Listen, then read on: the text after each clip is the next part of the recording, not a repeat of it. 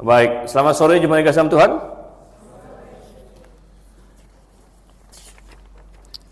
Mungkin banyak di antara kita barusan ketemu tadi di pekuburan, dan memang dalam 1-2 hari belakangan ini karena ada kedukaan, maka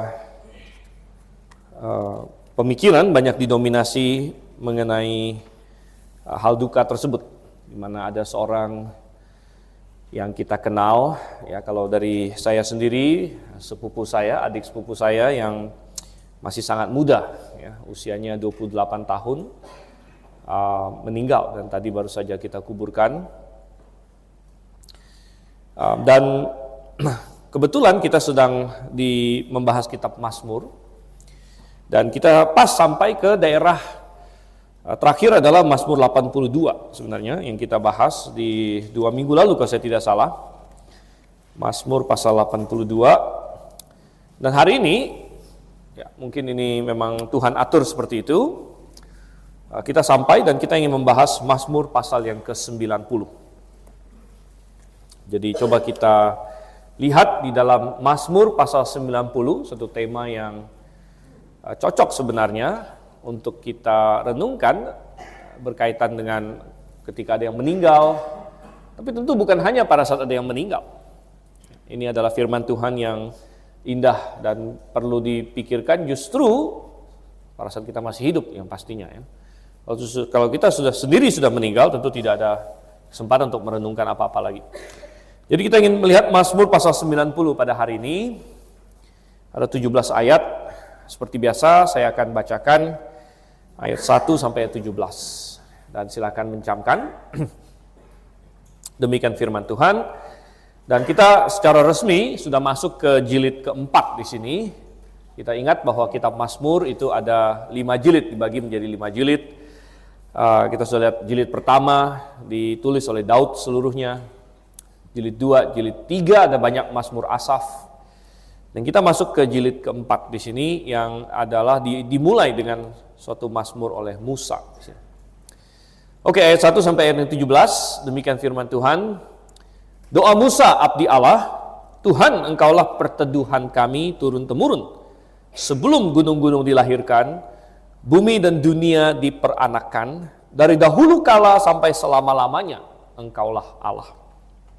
Engkau mengembalikan manusia kepada debu dan berkata, kembalilah hai anak-anak manusia. Sebab di matamu 1000 tahun sama seperti hari kemarin yang telah berlalu, atau seperti suatu giliran jaga di waktu malam. Engkau menghanyutkan manusia dalam tidurnya. Di pagi hari mereka seperti rumput yang akan binasa. Di waktu pagi bersemi dan bertumbuh, di waktu petang lisut dan layu. Sungguh kami habis lenyap karena murkamu, dan karena kobaran amarahmu kami menjadi gentar. Engkau menaruh kesalahan kami di hadapanmu, bahkan yang tersembunyi pun dalam cahaya wajahmu. Sungguh segala hari kami berlalu karena gerammu. Kami menghabiskan tahun-tahun kami seperti keluh. Masa hidup kami 70 tahun, dan jika kami kuat 80 tahun. Dan kebanggaannya hanyalah kesukaran dan penderitaan. Ya, sungguh cepat kami melayang lenyap. Siapakah yang mengenal kekuatan murkamu dan menyadari gerammu sehingga takut kepadamu? Ajarlah kami menghitung hari-hari kami, supaya kami beroleh hati yang bijaksana. Kembalilah ya Tuhan, berapa lama lagi? Sayangilah hamba-hambamu. Kenyangkanlah kami di waktu pagi dengan kasih setiamu, supaya kami bersorak-sorai dan bersuka cita sepanjang hidup kami. Buatlah kami bersuka cita seimbang dengan hari-hari engkau menindas kami, seimbang dengan tahun-tahun kami mengalami sengsara. Biarlah perbuatanmu terlihat oleh hamba-hambamu dan semarakmu oleh anak-anak mereka. Kiranya kemurahan Tuhan Allah kami turun ke atas kami, dan teguhkanlah perbuatan tangan kami. Ya, teguhkanlah perbuatan tangan kami. Mari kita bersatu dalam doa. Bapa di surga, Banyak ribu tahun yang lalu hamba-Mu Musa merenungkan dan menuliskan suatu kebenaran yang diinspirasikan. Dan Engkau ingin kami mempelajarinya, oleh karena itu Engkau pelihara, Engkau kanonisasi di dalam firman-Mu, supaya kami belajar darinya. Dan itu yang kami rindu lakukan, dan kami mohon pertolongan-Mu, sehingga pikiran kami selaras dengan maksud penulis agung, yaitu Roh Kudus sendiri. Dan Roh Kudus sendiri yang akan menerangi, memimpin kami kepada kebenaran-Mu. Dan kami yakin Engkau berkenan akan doa kami ini. Oleh karena itu dengan yakin kami naikkan dalam nama Juru Selamat kami, Yesus Kristus. Amin. Ya, Bapak Ibu Saudara yang kasih Tuhan, ini bukan mazmur yang jarang dibaca, ini mazmur yang lumayan terkenal. Saya ada file khotbah-khotbah saya ya. Biasanya kalau saya khotbah saya ketik, dan saya ada catatan, saya minimal ada 4 kali khotbah dari mazmur 90 ini. Jadi ini yang kelima dalam tahun-tahun saya berkhotbah. Ini bukan mazmur yang tidak dikenal. Ini mazmur yang terkenal. Ada ayat-ayat yang dikenal. Namun tentu ada kebenaran-kebenaran yang terus Tuhan ingin ajarkan kepada kita. Ini adalah mazmur dari Musa. Kita tahu siapa Musa, kita tahu kapan dia hidup lain sebagainya. Ini adalah satu-satunya mazmur yang disebut mazmur Musa. Ya, kita tidak tahu Musa ada menulis mazmur lain lagi. Ini satu-satunya. Dan Musa biasanya dikenal sebagai penyelamat Israel. Yang Musa paling terkenal adalah tokoh yang mengeluarkan Israel keluar dari Mesir. Namun banyak orang lupa atau mungkin tidak terlalu fokus bahwa selain membawa Israel keluar dari Mesir, Musa juga adalah seorang yang memimpin Israel di padang gurun selama 40 tahun. Dan selama 40 tahun itu dia tentu banyak merenung. Dia banyak berpikir. Dan ini adalah salah satu renungan dia, pikiran dia yang akhirnya menjadi doa, katanya di sini. Menjadi doa, jadi hasil perenungan dia doakan kembali kepada Tuhan. Ini satu hal yang menarik. Ya, mungkin kapan-kapan saya akan khotbah juga tentang masalah ini, yaitu bahwa kita mensinergikan mempelajari firman Tuhan dengan berdoa. Bagaimana kita belajar firman Tuhan lalu kita sinergikan dengan doa. Tapi ini adalah doa Musa, dia adalah seorang yang banyak merenung tentunya. Dia punya waktu 40 tahun merenung di padang gurun. Dan perenungan dia, kita katakan ini adalah tentang Allah dan tentang manusia. Dan ketika dia merenungkan tentang Allah, tentang manusia, dia pasti banyak berpikir tentang kematian juga, ya. Terutama tadi saya katakan dalam konteks hari ini. Konteks hari ini kita barusan menguburkan seorang yang sangat muda, dan sepertinya ada sesuatu yang selalu agak berbeda ketika kita menguburkan seorang yang begitu muda, begitu muda. Kalau orang yang sudah umur 70-an, sudah umur 80-an, atau sudah sakit panjang, nah mungkin kita juga sudah antisipasi begitu, kita sudah ada ancang-ancang. Ya, tidak terlalu heran, ya, kematian memang sudah bagian dari dunia ini. Namun selalu ada sesuatu yang agak lain kalau misalnya kematian itu begitu mendadak dan terjadi pada seorang yang masih begitu muda, begitu. Ya. Belum sampai 30 tahun. Dan oleh karena itu tema ini tentu ini bergaung-gaung dalam benak pikiran kita. Dan sangat cocok dengan Mazmur 90 ini. Karena saya yakin ketika Musa menuliskan ini, dia banyak merenung tentang kematian juga sebenarnya. Dia banyak merenung tentang pendeknya hidup manusia. Dan dia punya waktu dan punya perspektif yang sangat cocok sekali. Mengapa? Bayangkan, 40 tahun di padang gurun, dia melihat satu generasi orang Israel mati semua.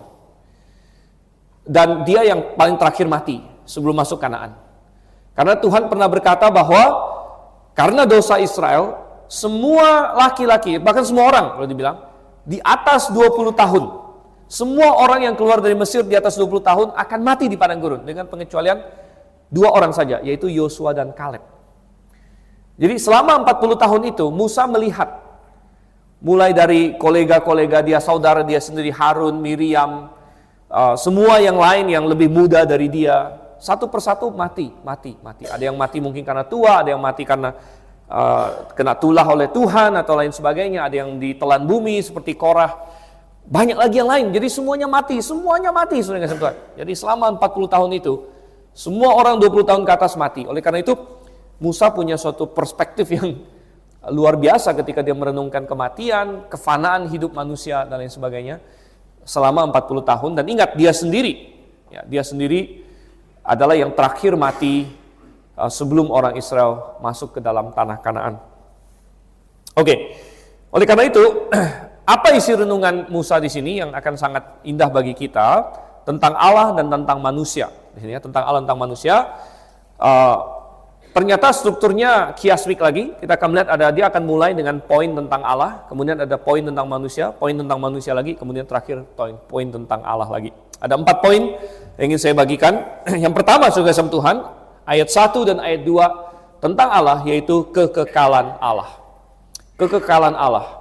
Dikatakan di sini, Tuhan, Engkaulah perteduhan kami turun-temurun. Sebelum gunung-gunung dilahirkan, bumi dan dunia diperanakan, dari dahulu kala sampai selama-lamanya, Engkaulah Allah. Kalau kita sedang merenungkan tentang kefanaan manusia, tentang pendeknya hidup manusia, tentang kematian, tidak ada tempat yang lebih benar untuk memulai perenungan itu selain daripada Allah sendiri. Ya, bahkan bukan hanya mengenai topik ini, topik apapun, kalau kita mau mulai merenungkannya, sebenarnya titik start yang paling benar untuk merenungkan adalah dari Tuhan, dari Allah. Karena ketika kita punya perspektif dari Tuhanlah, baru kita bisa melihat segala sesuatu dengan benar. Ya, termasuk masalah hidup manusia. Hidup manusia pendek atau panjang? Ya, Anda tergantung lihat dari mana, gitu kan? Anda mau lihat dari mana hidup manusia itu? Kalau Anda bandingkan hidup manusia dengan lalat misalnya, salah satu binatang yang paling sering dieksperimenkan di lab genetik adalah lalat. Ya, kenapa?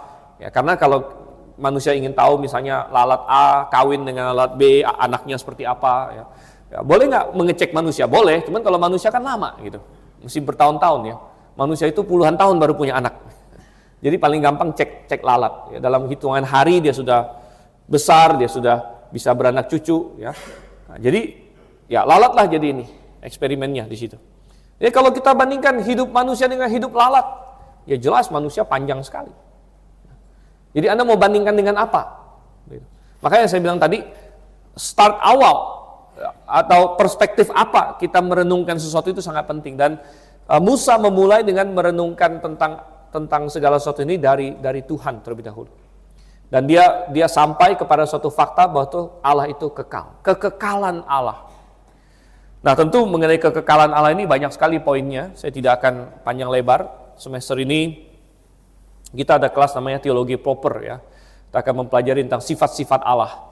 Dan kekekalan Allah adalah salah satu yang luar biasa. Intinya adalah bahwa Allah ini dari dahulu kala, perhatikan ayat 2, dari dahulu kala sampai selama-lamanya. Sebenarnya dalam bahasa aslinya ini katanya sama ya, dari olam sampai olam. Katanya. Dari olam sampai olam. Olam itu bisa diterjemahkan kekekalan. Dari kekekalan sampai kekekalan. Jadi Allah itu orang kita sering bilang kekekalan lampau sampai kepada kekekalan di masa depan. Dia tidak berawal dan tidak berakhir. Dan bagaimana ini sebenarnya bisa kita pahami sebagai manusia yang terbatas, sangat sulit bagi pikiran kita untuk memikirkan kekekalan lampau sebenarnya. Kekekalan lampau itu kan, maksudnya gini, kalau kita bilang kapan, 100 tahun yang lalu, sebelum itu kapan? Ya, 101 tahun yang lalu, sebelum itu kapan lagi? 102 tahun yang lalu, dan terus. Tapi kan kita kalau manusia kan pasti ada mentoknya gitu, sampai suatu titik tertentu mentok. Tapi kalau misalnya kita bicara mengenai kekekalan lampau, bagaimana kita bahkan bisa memahami itu? Bagaimana kita bisa memahami yang namanya kekekalan lampau begitu?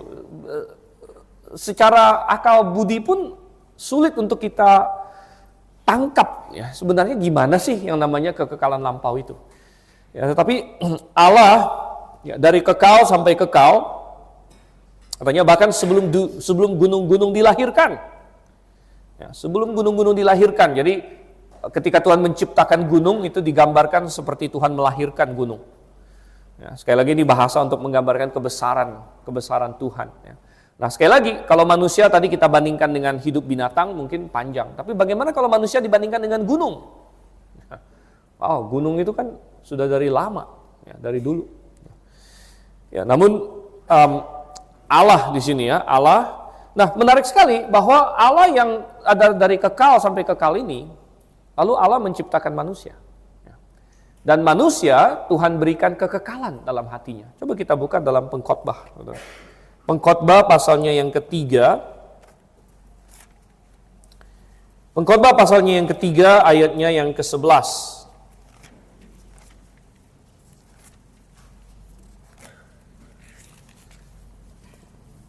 Saya akan bacakan setelah satu perikop yang cukup terkenal mengenai waktu, ada waktu untuk segala sesuatu. Ayat yang ke-11, ia membuat segala sesuatu indah pada waktunya. Bahkan ia memberikan kekekalan dalam hati mereka. Jadi Allah menempatkan kekekalan di dalam hati manusia. Dan kata kekekalan di sini sebenarnya adalah kata olam juga. Sama dengan kata olam yang dipakai di dalam Mazmur pasal 90 ayat 2 di situ.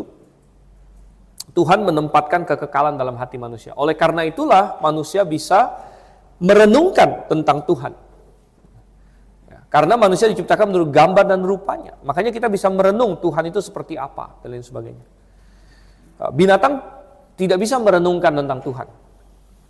Karena manusia tidak diberikan kapasitas untuk menyembah Tuhan secara pribadi. Nah, tentu binatang menyembah Tuhan sebagai binatang, tapi tidak secara pribadi. Karena binatang bukanlah pribadi yang diciptakan Tuhan dengan kapasitas seperti itu. Oke, kita kembali lagi ke dalam Mazmur pasal yang ke-90.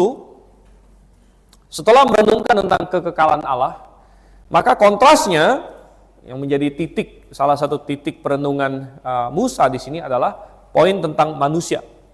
Yaitu dari ayat 3 sampai dengan yang ke-6, yaitu kontras dari kekekalan Allah adalah kefanaan manusia. Kefanaan manusia, bahwa manusia ini makhluk yang begitu lemah, makhluk yang kalau Alkitab sering bilang dia hanya daging saja dan begitu ya dapat mati, dapat hilang. Dan ini dari ayat 3 sampai dengan ayat yang ke-6. Dikatakan ayat 3, engkau mengembalikan manusia kepada debu dan berkata, kembalilah hai anak-anak manusia. Nah, ini mengindikasikan nomor satu, ingat, kita mengingatkan kita bahwa manusia diciptakan dari debu, makanya dikembalikan kepada debu. Ya, tadi kita barusan penguburan kita juga berkata demikian. Bahwa manusia diciptakan, Kejadian pasal 2 dikatakan Tuhan Allah membentuk manusia dari debu tanah. Kemudian setelah itu Tuhan Allah menghembuskan nafas hidup ke dalam manusia itu, barulah dia menjadi makhluk hidup. Jadi manusia diciptakan dari debu tanah. Kemudian pada saat mati Tuhan kembalilah kepada debu, Tuhan bilang. Nah, ini mengindikasikan bahwa satu manusia punya permulaan. Kalau kembali kepada tanah berarti berasal dari tanah, berarti dia punya titik awal, manusia punya start. Ya, ini kontras dengan Tuhan. Tadi kita bilang Tuhan tidak punya start, Tuhan tidak punya awal. Manusia sering bertanya, ya, siapa yang ciptakan Tuhan? Ya, tidak ada yang ciptakan Tuhan. Ya, kalau kita bilang sama ateis misalnya, dunia ini pasti harus ada yang ciptakan. Yang ciptakan siapa? Ya Tuhan. Ateis selalu bilang, kalau gitu siapa yang ciptakan Tuhan? Kita bilang, justru poinnya adalah tidak mungkin tidak ada ujungnya gitu. Karena ada A, yang ciptakan A adalah bapaknya A, ciptakan dia adalah atau menghasilkan gitu ya. Menghasilkan dia adalah B, dan kemudian C, kemudian D, dan seterusnya. Sampai kapan? Gitu. Sampai kapan? Kan tidak mungkin tidak ada akhirnya. Harus ada yang terakhir, kausa pertama yang tidak dikausakan istilahnya. Harus ada pencipta yang tidak diciptakan. Nah, itulah Allah. Tetapi manusia berbeda. Manusia ada start. Dan ada start, ada akhir. Dengan dikatakan kembali kepada debu. Dia bisa mati, manusia bisa mati. Dan manusia ternyata sangat lemah. Dan kalau dibandingkan dengan Tuhan, sekali lagi, Tuhan ibaratkan umur manusia itu sangat pendek. Dibandingkan dengan rumput, katanya. Ya, manusia melihat rumput sangat pendek. Tuhan melihat manusia juga sangat pendek. Katanya di waktu pagi bersemi dan bertumbuh, di waktu petang lisut dan layu. Nah, ayat 4 sering disalahgunakan. Coba kita ayat 4, dikatakan di sini, sebab di matamu 1000 tahun sama seperti hari kemarin yang telah berlalu, atau seperti suatu giliran jaga di waktu malam. Jadi ini dikutip juga oleh Petrus, di mana Petrus mengutip ini dan berkata, di hadapan Tuhan 1000 tahun itu seperti satu hari.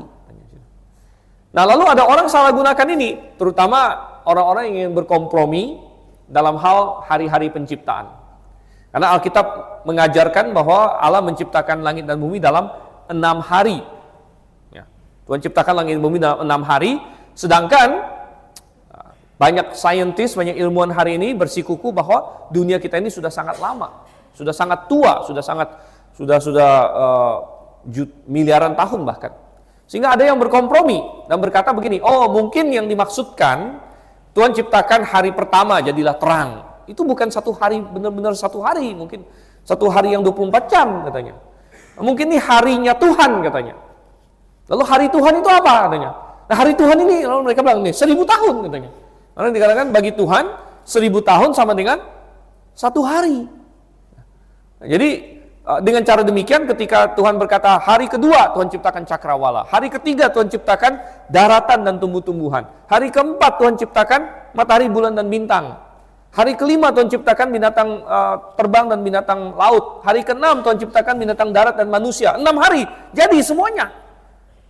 Tapi bagaimana kita menghadapi sains kata mereka yang berkata bahwa dunia kita sudah miliaran tahun. Oh, begini saja. Mungkin hari di situ bukan hari beneran. Mungkin sekali lagi hari di situ adalah hari Tuhan. Hari Tuhan. Sehingga satu harinya bukan benar-benar satu hari, satu harinya 1000 tahun. Hari Tuhan. Karena ini ayatnya katanya sini. Bagi Tuhan 1000 tahun seperti satu hari. Tapi saudara kasih Tuhan, itu semua gagal. Ya, dan kalau kalian tertarik lebih dalam lagi, semester ini kita juga ada kelas online ya, namanya Alkitab dalam pengetahuan Bible dan Science. Anda bisa dapatkan online, Anda mendaftar. Kita bahas panjang lebar, tapi itu jelas gagal. Kenapa? Nomor satu, kalau kita mau ngikutin logika seperti itu pun belum sampai miliaran tahun. Paling dapatnya berapa? Kalau 6 hari, 6 kali 1000 tahun jadinya berapa? 6.000 tahun doang gitu. Juga masih jauh dari yang dituntut oleh mereka miliaran tahun itu. Dan yang kedua lagi, urutannya salah semua. Karena tumbuh-tumbuhan Tuhan ciptakan hari ketiga, matahari, bulan, dan bintang Tuhan ciptakan hari keempat. Kalau ini memang 1000 tahun, atau bahkan lebih panjang lagi, bagaimana bisa 1000 tahun ada tumbuhan tanpa ada matahari? Jadi tidak. Ini kesalahan, penyalahgunaan ayat ini. Sebenarnya yang ayat ini mau katakan, di dalam Mazmur 90 ayat 4, adalah bahwa karena Tuhan itu kekal, Tuhan adalah pribadi yang tak terbatas, Tuhan adalah yang sudah dari awal sampai akhir, maka Tuhan melihat waktu itu berbeda dari manusia. Artinya yang manusia anggap sangat panjang, bagi Tuhan itu baru sebentar, karena Tuhan melihatnya bandingannya dengan seluruh sejarah manusia. Karena suatu waktu itu panjang atau pendek tergantung Anda bandingkan dengan apa.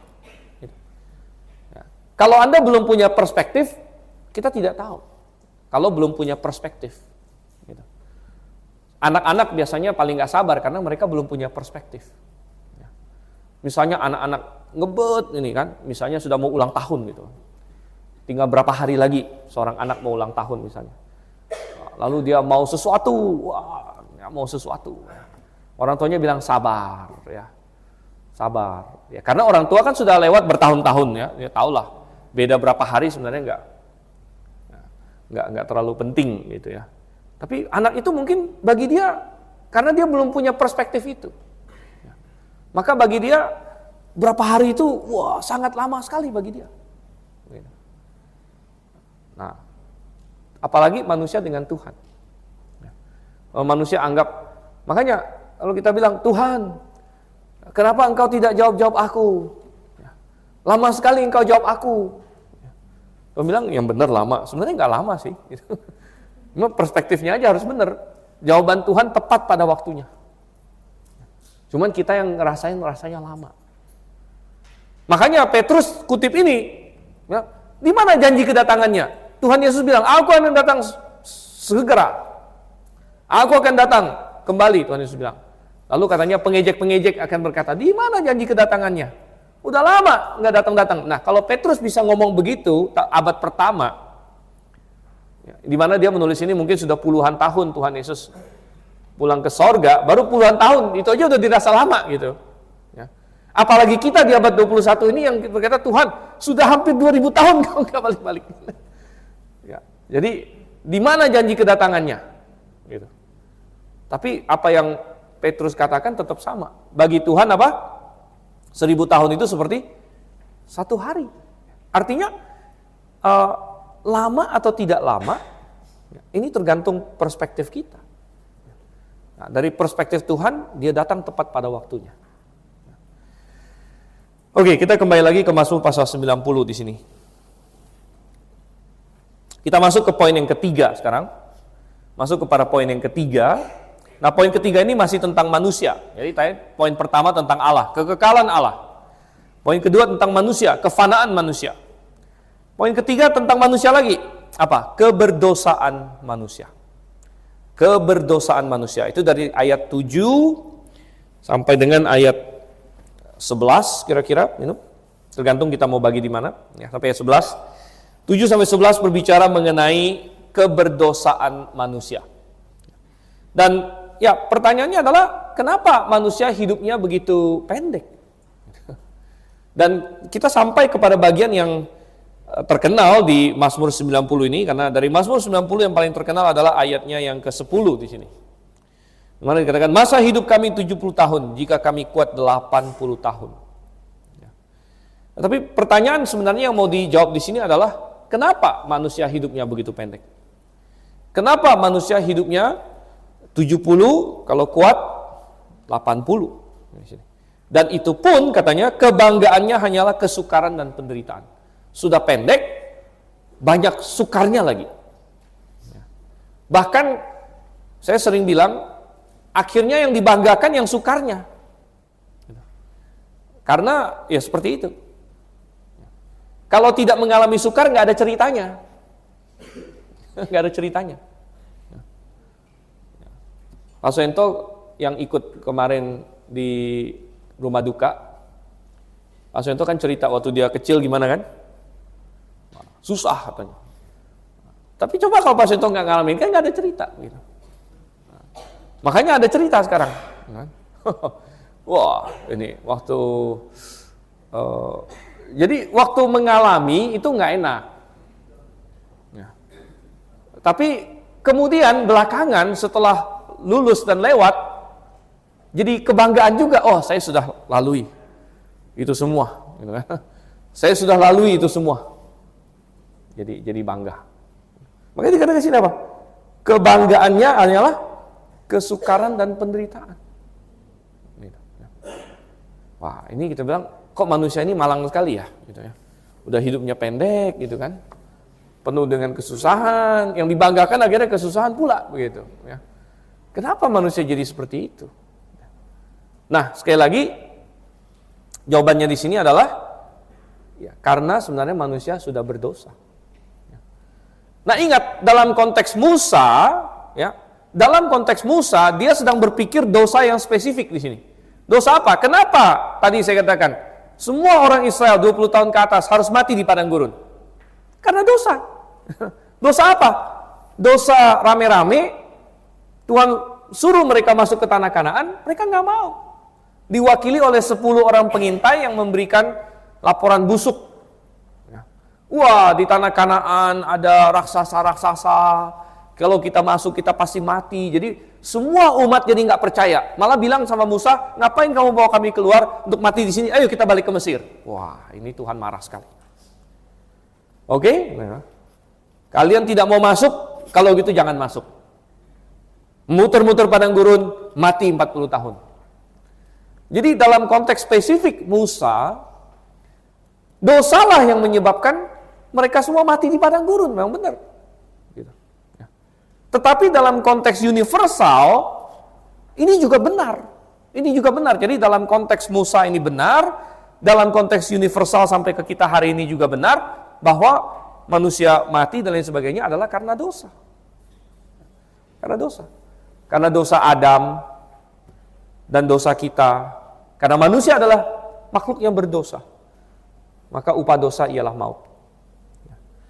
Upah dosa ialah maut, dan manusia hidupnya makin pendek, makin pendek, makin pendek. Bahkan Adam sendiri masih hidup 930 tahun. Kemarin waktu Dr. Strauss datang, saya ngobrol-ngobrol sama dia. Karena dia sudah lumayan tua, 79 tahun. Dan masih lumayan bugar gitu kan. Makanya masih bisa terbang 24 jam. 24 jam terbang Jakarta, New York, Jakarta. Gitu. Nah, saya ngobrol-ngobrol, wah 79 tahun. Dia bilang, wah saya masih semangat. Oke, saya ngobrol sama dia, ya gimana rasanya ya waktu zaman Adam segala macam, saya bilang ya.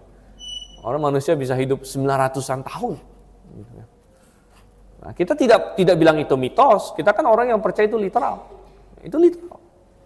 Karena saya dulu pernah ngobrol sama guru fisika saya waktu saya SMA. Guru fisika saya ini orang Kristen. Ibu siapa namanya ya? Oh, saya jadi agak lupa. Ibu Sus kalau nggak salah namanya. Lalu dia orang Kristen. Saya ngobrol-ngobrol Alkitab sama dia. Terus dia bilang, tapi di Alkitab kan ada yang aneh itu ya, dia bilang. Itu yang katanya ada itu hidup ratusan tahun itu, dia bilang ya. Kayaknya itu tahunnya tahun ini kali, figuratif, dia bilang. Nah, saya bilang enggak, ya. Itu tahun literal. Ya. Dan ya kalau manusia hidup 900-an tahun, ya. Nah, pertanyaannya mau kamu pakai untuk apa hidup itu? Kita mau pakai untuk apa hidup itu?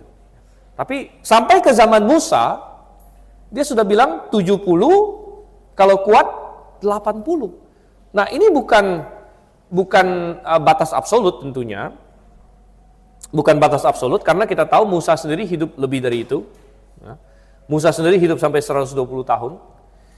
Dan ketika dia menulis ini kan dia sudah melayani Tuhan, berarti sudah lebih dari 80 tahun, karena dia dipanggil Tuhan saja umur 80. Jadi gini, walaupun ayat ini berkata 70 atau 80 tahun, jangan juga Anda berpikir, oh misalnya saya udah dekat 80.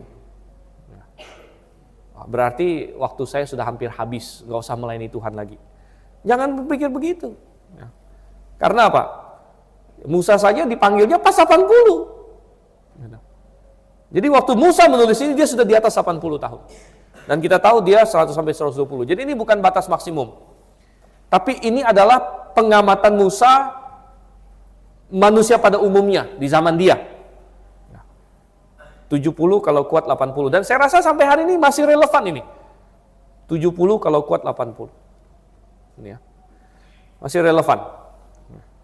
Nah, ini adalah yang Musa katakan di sini ya. Dan keberdosaan manusia. Oke, sekarang kita masuk kepada poin keempat dan terakhir. Jadi kita sudah mulai renungan tentang Allah, mulai dengan Allah, kekekalan Allah, kemudian manusia, kefanaan manusia, keberdosaan manusia. Nah, poin yang terakhir dan keempat kita balik lagi kepada Allah, yaitu kasih karunia Allah. Kasih karunia Allah itu dari ayat 12 sampai ayat yang ke-17 sebenarnya. Ada seruan, dan ini adalah bagian doanya. Ingat, ini Mazmur ini kan doa juga. Doa ini kan berarti ada permintaan kepada Tuhan. Ada permintaan, dan permintaan itu bisa kita sarikan di ayat 13 di sini ya. Sayangilah hamba-hambamu. Sayangilah Tuhan, berikanlah kami kasih karunia. Mengingat kami adalah makhluk yang berdosa, mengingat kami makhluk yang hidupnya begitu pendek ini, ya, sayangilah hamba-hambamu. Berilah kasih karuniamu kepada kami. Dan saya melihat ada 4 permintaan Musa di sini yang sangat bagus untuk menjadi renungan kita. Ya, 4. Jadi memang ini poin terakhir, tapi dalam poin terakhir ini ada 4 poin lagi. Jadi nggak apa-apa ya saudara. Ya. Apa permintaan Musa di sini? Yang pertama adalah supaya Tuhan memberikan hikmat kepada manusia, memberikan hikmat atau pengajaran. Itu ada di ayat yang ke-12. Ajarlah kami menghitung hari-hari kami. Ini kan permintaan Musa kepada Tuhan.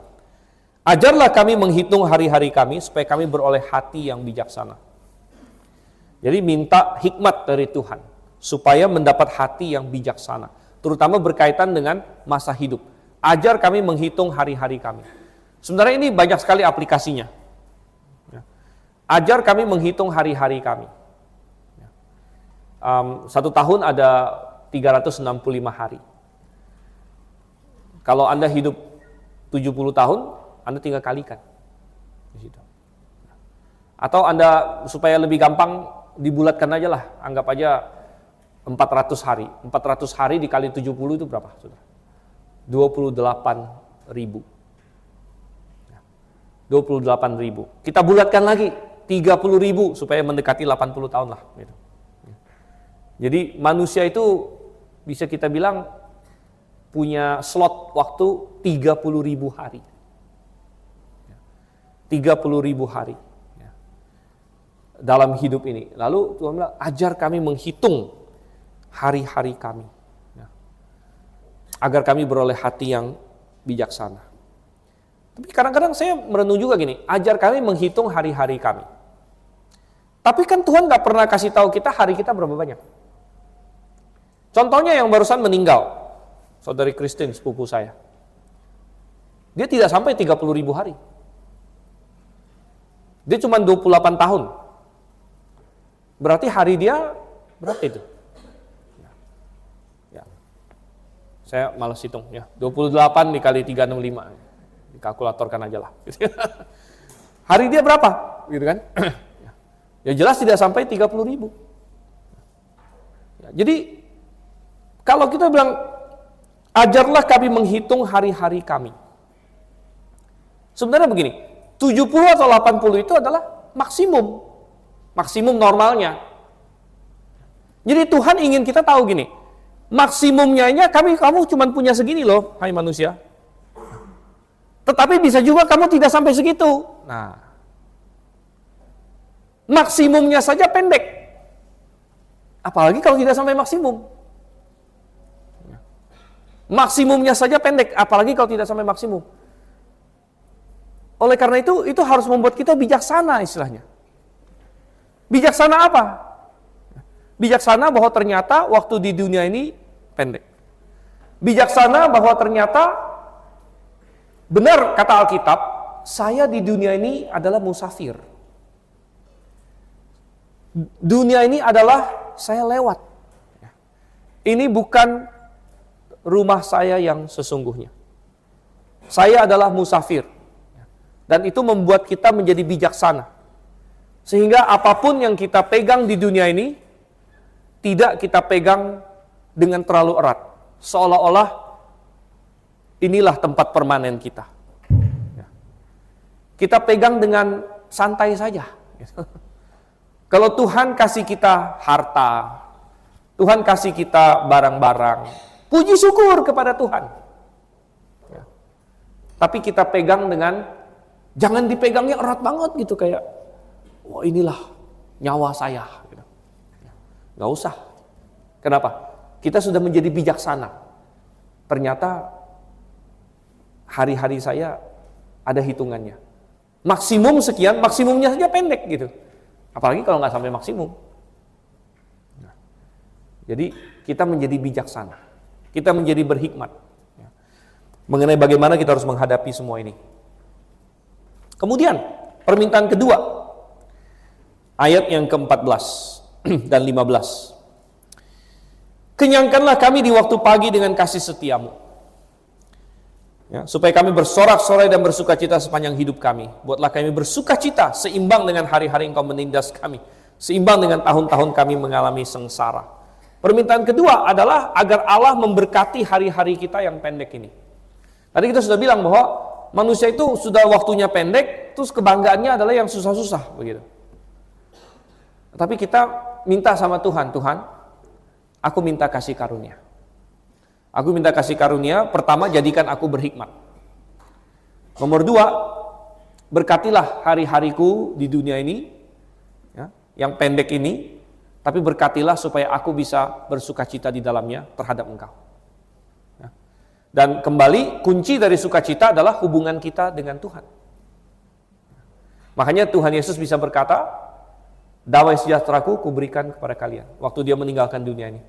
Kenapa Tuhan Yesus bisa punya damai dan sukacita yang tidak tergoyahkan, sekalipun dia menatap salib, salah satu kematian yang paling mengerikan dalam sejarah manusia? Mengapa? Karena dia punya hubungan yang selalu sempurna dengan Bapanya. Dan dia selalu punya sukacita itu. Ya. Oleh karena itu, Tuhan, berkatilah aku, isilah hari-hariku dengan sukacita. Ya. Dan ternyata sukacita itu bukan tergantung pada hal-hal eksternal. Ya. Berapa banyak barang yang kita punya, berapa banyak hal-hal atau apapun, bukan tergantung pada itu, tetapi sukacita kita adalah sesuatu yang tergantung pada hubungan kita dengan Tuhan. Dan kita bisa seperti Tuhan Yesus, kita mencontoh Tuhan Yesus dalam situasi apapun. Ketika sedang puasa 40 hari 40 malam di padang gurun pun dia sukacita. Dan ketika dia diundang makan oleh teman-temannya, dia bersukacita di situ. Ketika dia harus menatap salib, dia bersukacita. Karena dia punya hubungan yang sempurna dengan Bapanya. Dan Tuhan, hidupku ada batasnya. Aku minta kasih karunia. Aku minta kasih karunia supaya dalam hari-hari yang aku lewati, aku merasakan berkat-Mu. Dan aku punya sukacita. Dan Engkau memberikan, katanya di sini kan, kenyangkanlah kami di waktu pagi. Kenapa waktu pagi? Waktu pagi dengan kasih, karena pagi adalah biasanya pergantian hari. Jadi kalau sudah pagi, sudah hari baru lagi. Tiap hari yang baru kita merasakan, ada kasih setia Tuhan. Ya. Ada sukacita dari Tuhan. Dan ini luar biasa, saudara. Permintaan ketiga, ayat yang ke-16.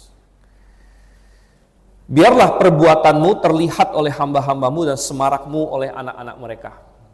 Ini adalah permintaan supaya di dalam hari-hari yang kita lewatin ini tidak lewat begitu saja, namun kita semakin mengenal Tuhan. Semakin mengenal Tuhan. Ini adalah progres yang sejati. Saya tanya, apa sebenarnya tolak ukur kesuksesan seorang manusia? Menurut Alkitab. Apa tolak ukur kesuksesan manusia? Nah, kalau misalnya kita bilang gini, kalau seorang anak tolak ukurnya apa? Kalau dia naik kelas. Ya, tahun ini kamu kelas berapa? Tanya gitu kan. Oh, sudah kelas 9. Oh, sudah kelas 11. Oh, sudah kelas berapa? Oh, sudah universitas semester berapa? Jadi kita mengukur kemajuan seseorang itu dari pembelajaran dia. Itu sering. Kalau sudah lewat dari belajar, apa tolak ukur kesuksesan manusia biasanya? Biasanya ya udah dapat kerja belum? Gajinya berapa? Lalu apa? Udah punya aset apa? Gitu kan? Kalau misalnya 10 tahun lalu pakai sepeda, gitu kan? Sekarang ada motor, berarti asetnya nambah dikit gitu kan? Ada mobil, lalu mulai punya rumah. Biasanya kemajuan manusia akan diukur dengan hal-hal seperti itu. Ya. Nah, kalau politik, ada yang masuk politik, dulunya kader tingkat bawah. Ya, belakangan jadi apa? Presiden pun masih kader katanya, gitu kan? Ya, naik terus, ada pencapaian, gitu. Tetapi apa sebenarnya tolak ukur keberhasilan manusia? Masih ingat di Yeremia, Tuhan bilang, janganlah orang bijak bermegah karena kebijakannya. Janganlah orang kaya bermegah karena kekayaannya. Janganlah orang kuat bermegah karena kekuatannya. Ya, karena ada juga orang yang ukur berdasarkan fitnessnya dia. Jadi sekarang kan lagi banyak fitness. Ototnya sudah seberapa. Jadi sudah join gym berapa lama? Nah, ini sudah 6 pack atau berapa pack? Atau 1 pack, kan? 1 pack. Janganlah orang kuat bermegah karena kekuatannya. Ya. Tapi kalau kamu bermegahlah kan ini apa? Bahwa kamu mengenal aku. Kamu mengenal aku. Jadi sebenarnya apakah kita sudah membuat kemajuan dalam hidup ini yang sesungguhnya? Bukanlah apakah tahun ini uang kita lebih banyak dari tahun lalu atau 10 tahun lalu. Bukan itu tolak ukurnya. Ataukah kita sudah makin gimana-gimana, enggak. Ya. Tapi apakah kita ada kemajuan di dalam mengenal dan mendekat kepada Tuhan?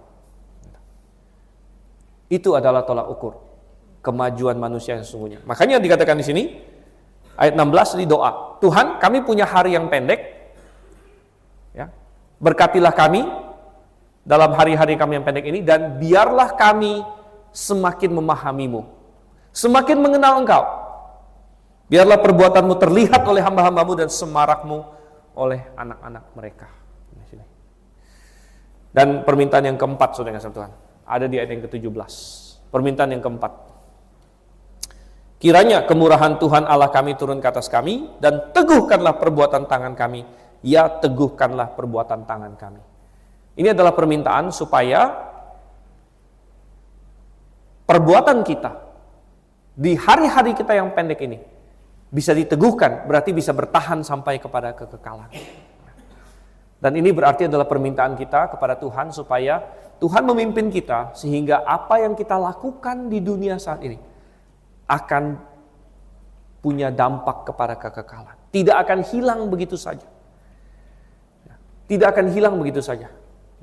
Tapi ada dampaknya. Ya, tentu kalau kita sudah capek-capek bikin sesuatu, kita tidak ingin cepat-cepat hilang. Makanya kadang-kadang saya paham juga, misalnya kalau habis HUT, dekor kan, wah dekor biasa kan lama tuh. Nggak mau cepat-cepat diturunkan kadang-kadang. Gitu ya. Karena apa? Dekornya berhari-hari misalnya, gitu kan. Masa habis HUT, udah bongkar. Wah, kayaknya belum cukup lama dilihat orang. Gitu. Tapi saudara yang kasih Tuhan, ya, ya tentu kita melakukan sesuatu kita ingin dampaknya kalau bisa semakin panjang. Kalau misalnya kita bikin sesuatu lalu besok udah hilang begitu saja, kita bilang kurang sedap ini, ya, tindakan yang satu ini. Tapi bukankah kita berkata kalau kita sudah mati ya udah habis tindakan kita? Benar. Kecuali kalau tindakan kita punya dampak sampai kepada kekekalan. Ya. Dan oleh karena itu kita minta pada Tuhan, tunjukkanlah kepadaku apa yang bisa saya lakukan dalam hidup sekarang ini yang dampaknya akan sampai kepada kekekalan. Dan kita bertanya kalau gitu, apa sih yang kekal di dunia ini? Apa yang kekal di dunia ini? Ternyata tidak ada selain daripada manusianya sendiri. Cuman manusia yang kekal di dunia ini. Oleh karena itu Tuhan pernah bilang, apa gunanya kalau seseorang mendapatkan seluruh dunia ini tapi kehilangan nyawanya? Dia rugi. Kenapa? Karena seluruh dunia tidak ada yang kekal. Manusialah yang kekal. Jadi, tindakan apa yang bisa kita lakukan di dunia ini yang punya dampak kepada kekekalan? Semuanya adalah tindakan yang ada hubungannya dengan jiwa manusia. Kalau tindakan kita ada hubungannya dengan jiwa manusia, maka tindakan itu akan punya dampak kepada kekekalan.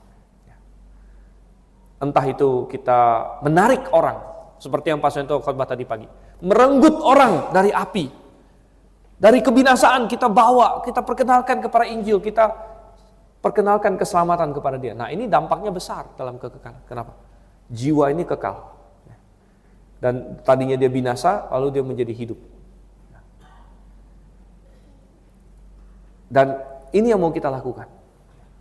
Atau kita membantu manusia-manusia makin mengenal Tuhan. Kita mengajarkan kebenaran kepada orang. Kita memberikan dampak. Kita mempengaruhi manusia untuk Tuhan. Ini tindakan-tindakan kita. Kita doa sama Tuhan, Tuhan, teguhkanlah perbuatan tanganku. Mari kita merenungkan bahwa memang hidup kita ini pendek.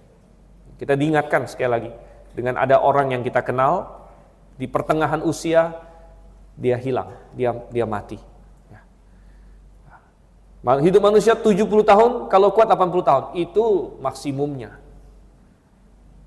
Kalau tidak sampai maksimum, bisa, banyak. Oleh karena itu, ajar kita. Ajar kami Tuhan, berikan kami hikmat, menghitung hari-hari kami. Mari kita berdoa.